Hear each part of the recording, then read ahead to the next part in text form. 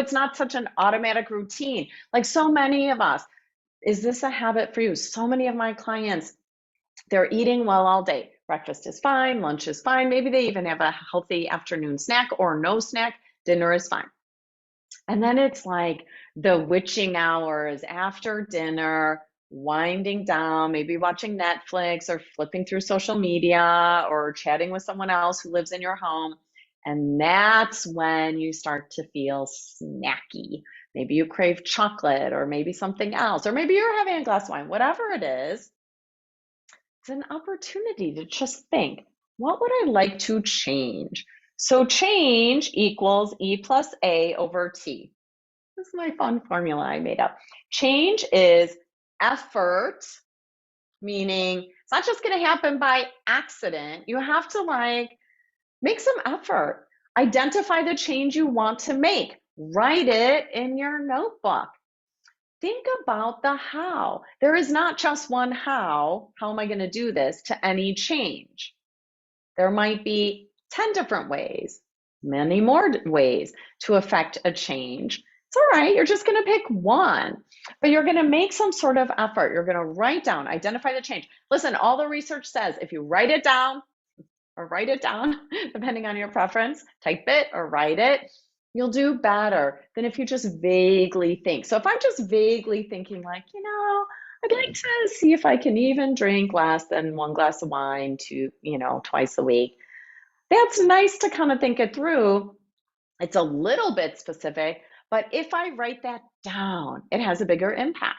If I write it down, if I tell my husband, hey, I'm going to go for no wine at all in May. We'll see what happens in June. We love sitting in our backyard watching the birds and the squirrels and sipping a glass of wine in the evening. So maybe in June I go back to one on Friday, one on Saturday, if we're sitting in the yard only or something like that.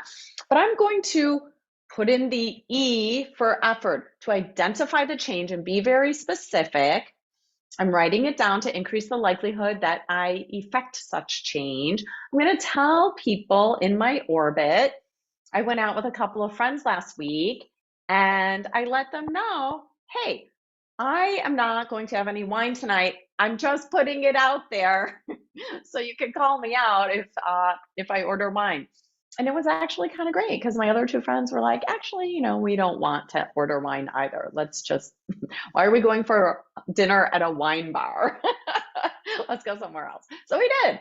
So sometimes it helps. Anytime you're making a change, it helps to share your goal, to share your vision for what you're working on, not for people to shame you if you don't nail it perfectly, but just to be supportive. So in that example, I feel like had I gone to a wine bar with my girlfriends, it might have been a little dicier to try to not order wine when there were so many visual cues around me.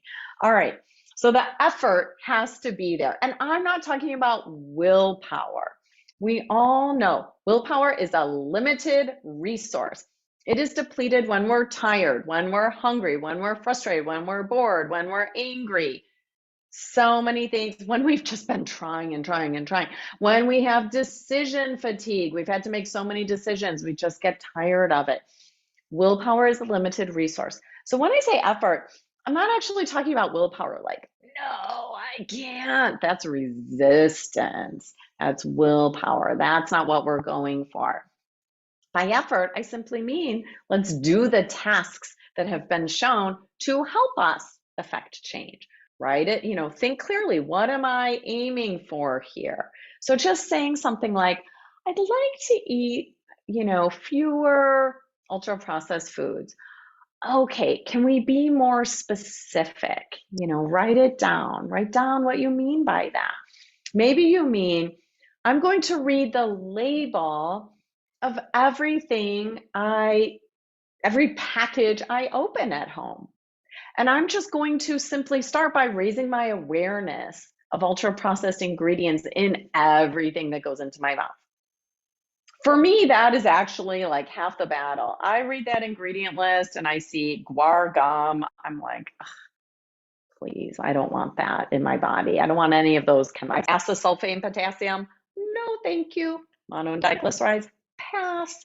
So anyway, maybe for you, if you're trying to cut down on ultra processed ingredients, not that you're eating flaming hot Cheetos, but you know these ingredients have snuck into your food supply a little bit.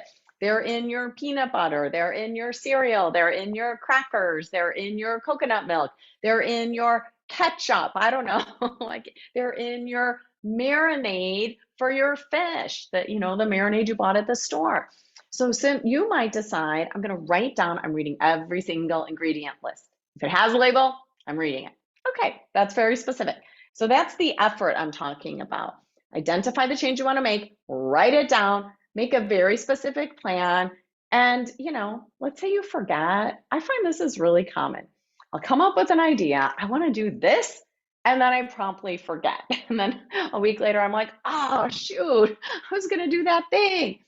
It's okay. No sweat, reset. That's why you have your notebook. Just remind yourself, I got to look in that notebook, or, put a post-it on your mirror. Look in your notebook for your plan. So you're going to put in the effort.